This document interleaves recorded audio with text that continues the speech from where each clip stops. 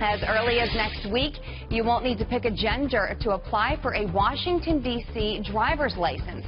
The state following in Oregon's footsteps, we actually told you about that last week, and will soon include a not specified option on DMV applications.